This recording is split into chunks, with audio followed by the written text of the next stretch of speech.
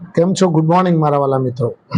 આજે તારીખ થઈ છે 15/6/2025 અને વાર કયો મિત્રો? આજે રવિવારનો દિવસ, સન્ડે ઇઝ અ હોલિડે. આજે બધા જ ફ્રેશ મૂડમાં પોતાના ફેમિલી સાથે સમય વિતાવવાનો દિવસ, ખરું ને મિત્રો? અને સમય ફેમિલી સાથે વિતાવવા સાથે સાથે બજારના અમુક કયા શેરોની સાથે રિસર્ચ કરવું. નવરા બેઠા હોય ત્યારે, મોબાઈલ હાથમાં હોય ત્યારે આ વસ્તુ તમે કરી શકો છો.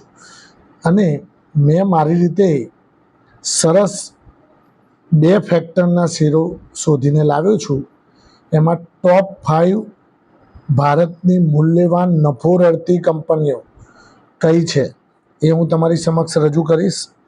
અને બીજું ટોપ 3 ઓઇલ માર્કેટિંગ કંપનીઓ કઈ કઈ છે એ પણ હું તમારી સમક્ષ રજૂ કરવાનો છું. તો આજે ટોટલ 8 કંપનીઓ વિશે હું તમારી સાથે વાતચીત કરીશ મિત્રો વિડીયો દરમિયાન. તો વિડીયોમાં તમે બધા જ તૈયાર થઈ જાઓ અને છેલ્લે સુધી આ વિડીયોને જોઈ અને તમારા મિત્ર સર્કલમાં શેર કરવાનું ભૂલતા નહીં.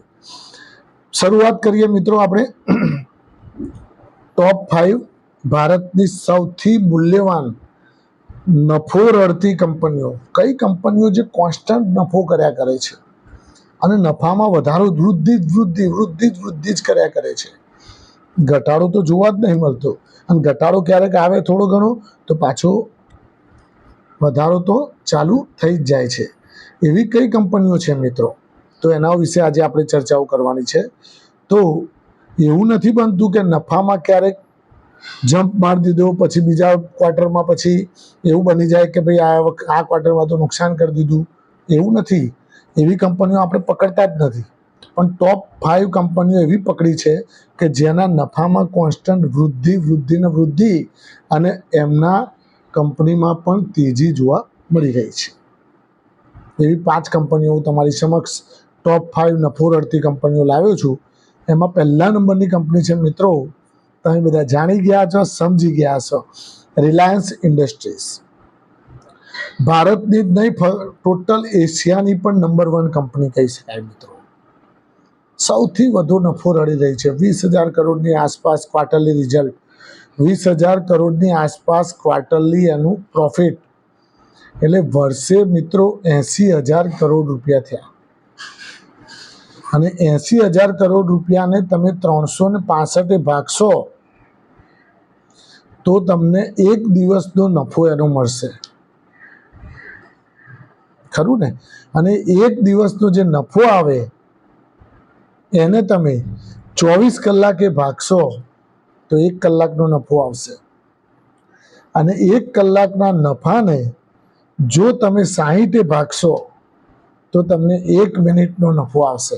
1 મિનિટ જાય એટલે કેટલો નફો થાય છે. આ રીતે તમે નફો ચેક કરી શકો છો મિત્રો. તો Reliance industries top most first નંબરની કંપની છે. રિલાયન્સ ઇન્ડસ્ટ્રીઝને તમારા વોચ લિસ્ટમાં રાખવાનું. જ્યારે ડીપ મળે ત્યારે ભવિષ્યના લાંબા ગાળા માટે, કારણ કે આની સાથે 3 કંપનીઓ મર્જ છે. રિલાયન્સ ઇન્ડસ્ટ્રીઝ જે ઓઇલ એન્ડ ગેસ કંપની છે, oil to chemical company, O2C બીજા નંબરની છે. એની અંદર જ જીઓ ઇન્ફોકોમ, એના અંદર ત્રીજા નંબરની કંપની છે રિલાયન્સ રિટેલ, ખરું ને? ટોટલ 3 કંપનીઓને એક સાથે એ મર્જ કરીને ચલાવી રહી છે. હવે રિલાયન્સ ઇન્ડસ્ટ્રીઝ પહેલા નંબરની કંપની. બીજા નંબરની કંપની મિત્રો કઈ? તો સ્ટેટ બેંક ઓફ ઇન્ડિયા. એનો પણ નફો લગભગ 18,000-17,000 કરોડ ક્વાર્ટરલી થતું હોય છે. એટલે લગભગ 60,000 થી 70,000 કરોડની વચ્ચે વાર્ષિક નફો બેસતો હોય છે. એટલે સ્ટેટ બેંક ઓફ ઇન્ડિયા જે ગવર્મેન્ટ હસ્તક PSU બેંક કહી શકાય, top most PSU bank in India, અને એશિયામાં પણ ટોપ 10માં એનો નંબર આવે.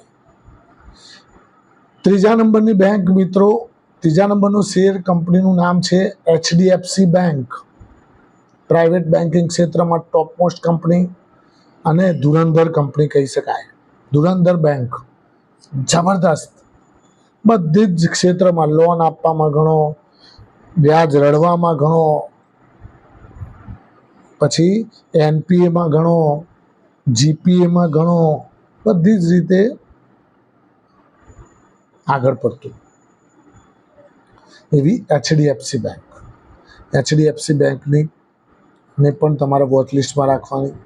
જ્યારે જ્યારે એમાં ડીપ મળે ત્યારે ત્યારે તમારા ફ્યુચરના પોર્ટફોલિયો ગ્રોથ માટે આવી કંપનીઓ લઈને રાખી હશે ને, બસ તમારો પોર્ટફોલિયો 10 વર્ષે તમને જોવા મળશે કે ના સાલું મજા આવે છે. નુકસાન થવાના ચાન્સીસ બહુ ઓછા ભાઈ, નુકસાન થવાના ચાન્સીસ. ચોથા નંબરની કંપની લઈને આવેલો છું મિત્રો, ટીસીએસ, કોન્સ્ટન્ટ ગ્રોથ વાળી કંપની.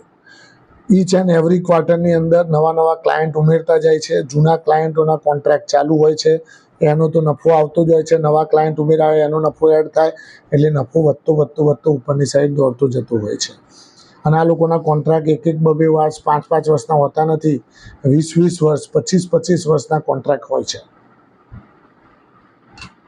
જેમ કે પાસપોર્ટ ઓફિસ સાથે આનો કોન્ટ્રાક્ટ છે ટીસીએસનો, 25 વર્ષ 20 વર્ષ આવી રીતના લાંબા ગાળાના કોન્ટ્રાક્ટ હોય છે મિત્રો, જેથી કરીને એમાં ગ્રોથ જોવા મળે, પ્રોફિટ કોન્સ્ટન્ટ જોવા મળે એવી કંપની કહી શકાય, જેનું માર્જિન પણ પુષ્કળ પ્રમાણમાં જોવા મળતું હોય છે. એવી ટીસીએસ ઉપર ધ્યાન તમે રાખી શકો છો લાંબા ગાળા માટે. છેલ્લો જ કંપનીનું નામ આપીએ મિત્રો, 5મા નંબરની. એનું નામ છે મિત્રો આઈસીઆઈસીઆઈ બેંક. એ પણ પ્રાઇવેટ ક્ષેત્રની બીજા નંબરની કંપની કહી શકાય, ભારતની સૌથી મૂલ્યવાન કંપની, નફો રડતી કંપની, કોન્સ્ટન્ટ ગ્રોથ બતાવતી કંપની, અને એના શેરની અંદર પણ તમે જુઓ મજબૂતાઈ જોવા મળતી હોય છે. ગમે તેવું વાવાઝોડું આવે તો એ જલ્દી તૂટે નહીં એવી કંપનીનો વાત કરીએ છીએ આપણે, આઈસીઆઈસીઆઈ બેંક. આઈસીઆઈસીઆઈ બેંક ઉપર પણ તમે ધ્યાન રાખી શકો છો. આ 5 સૌથી મૂલ્યવાન નફો રડતી કંપનીઓ છે. ફરીથી એક વખત ફાસ્ટલી કહી દઉં તમને, Reliance industries, state bank of India, HDFC bank, TCS અને આઈસીઆઈસીઆઈ બેંક. આ 5 કંપનીઓ તમારા વોચ લિસ્ટમાં રાખી અને ફ્યુચર ગ્રોથ માટે લાંબા ગાળા માટે જો તમે મૂકીને રાખશો, તમે નહીં તો તમારા છોકરાઓ પણ એ ખુશ થશે કે ના મારા બાપાએ કંઈક સારું ખરીદ્યું. કોઈ ચકલીઓ બકલીઓ રાખીએ છીએ ને તો ગાળો દેશી છોકરાઓ કે અમારા બાપાએ લઈને હું ચકલી લઈને બેસી ગયા હતા, જે કંપની બંધ થઈ ગઈ. ખરું ને મિત્રો? એટલે મજાકમાં હું તમને હસતા પણ કહું છું કે આ બધી વસ્તુઓ ધ્યાન રાખજો. બીજું મિત્રો, હવે ટોપ 3 બીજો ટોપિક આવ્યો. ટોપ 3 ઓઇલ માર્કેટિંગ કંપનીઓ કઈ છે? ઓઇલ માર્કેટિંગ કંપનીઓ એટલે કઈ કે પેટ્રોલ, ડીઝલ અને ગેસ વાળી કંપનીઓ. પેટ્રોલ ડીઝલનું જે વેચાણ કરે છે અને પોતે ઉત્પાદન પણ કરે છે, બહારથી ઇમ્પોર્ટ પણ કરે છે, અને ભારતની અંદર અલગ જગ્યાએ એના પેટ્રોલ પંપ તમને જોવા મળતા હોય છે. આ બધી કંપનીઓમાં પણ જોરદાર તેજી હોય છે. તમને શું લાગે છે? કોઈ પણ પેટ્રોલ પંપ તમે પકડી લો, પેટ્રોલ પુરાવા લોકો લાઈનમાં ઊભા જ હોય. અમુક પેટ્રોલ પંપ ને અમુક સીએનજી તો તમારે 24 કલાક ચાલુ હોય છે. કેટલો નફો થાય, કેટલો લોકોનો પ્રોફિટ. અરે આ કંપનીઓ તો ગેસના બાટલા બધું બનાવે છે. LNG નું એ કામ છે, એલપીજી સોરી, ખરું ને? તો એ કંપનીઓ કઈ છે એના ઉપર ચર્ચા કરીશું મિત્રો. તો પહેલા નંબરની કંપની છે આઈઓસી, ઇન્ડિયન ઓઇલ કોર્પોરેશન. બહુ ધુરંધર કંપની છે. ઓઇલ માર્કેટિંગ કંપની કહી શકાય. ફર્સ્ટ નંબરની એનું સામા કામકાજ છે. તો પેટ્રોલ ડીઝલનું વિતરણ કરે છે, ગેસનું પણ વિતરણ કરે છે, એલપીજીનું પણ વિતરણ કરે છે, બધું જ. આનું પણ સેલ્સ લાખોમાં થતું હોય છે. એટલે ફર્સ્ટ નંબરની કંપની છે આઈઓસી. બીજા નંબરની કંપની છે મિત્રો BPCL, Bharat petroleum corporation of India. BPCL company ઉપર પણ તમે ધ્યાન રાખી શકો છો. લાંબા ગાળે આ બધી કંપનીઓમાં જલ્દી મંદી ના આવે. કેમ? કારણ કે આ બધી કંપનીઓમાં રોજે રોજ પેટ્રોલ ડીઝલનું બધાનું વેચાણ થતું જ હોય છે.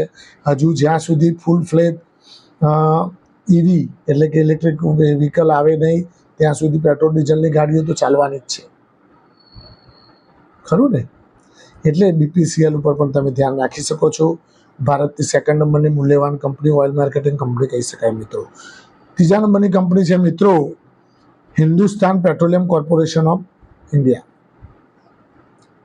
Hindustan petroleum HPCL. આના પણ અલગ અલગ ઠેર ઠેર આપણે અમદાવાદમાં જુઓ, વડોદરામાં જુઓ, ગામડે ગામડે જુઓ, આ બધાના પંપો જોવા મળે છે. ત્રણના બીજા કોઈના તમને ઓછા જોવા મળે. રિલાયન્સના ઓછા જોવા મળે, એસઆરના ઓછા જોવા મળે, નાયરાના ઓછા જોવા મળે, સેલના ઓછા જોવા મળે, ખરું ને? પણ આ ત્રણ તો ભાથી છે, બધી જગ્યાએ ફેલાઈ ગયા છે. એટલે આ ત્રણ કંપનીઓ પણ સૌથી મૂલ્યવાન ઓઇલ માર્કેટિંગ કંપનીઓ છે. આમના શેરો પણ તમે જ્યાં ડીપ મળે ત્યાં થોડા થોડા કરીને એડ કરી શકો છો તમારા ફ્યુચર માટે, બાળકોના ફ્યુચર માટે. Thank you very much. ખૂબ ખૂબ આભાર મિત્રો. આજનો દિવસ મેં તમને આ બધા શેરો કીધા એ તમારા ધ્યાનમાં રાખજો. તમને એક નોલેજ વધે એટલા માટે મેં આ શેરો વિશે જણાવ્યું છે. લેવું ના લેવું તમારા ફાઇનાન્શિયલ એડવાઇઝરને પૂછીને તમારે આની અંદર રોકાણ કરવાનું. પરંતુ આ વિડીયો તમે આખો જોયો હોય તો તમારા મિત્ર સર્કલમાં શેર કરવાનું ભૂલતા નહીં, જેથી કરીને એ પણ તમારા મિત્રો પણ આના માહિતગાર થાય અને એને પણ થોડી માહિતી મળતી રહે. Thank you very much. ખૂબ ખૂબ આભાર. આવનારું વીક તમારા માટે શુભ રહે, લાભદાયી રહે, ફળદાયી રહે એવી માય પ્રોફિટ પોઈન્ટ ચેનલ વતી આપ સૌને શુભકામનાઓ. Thank you.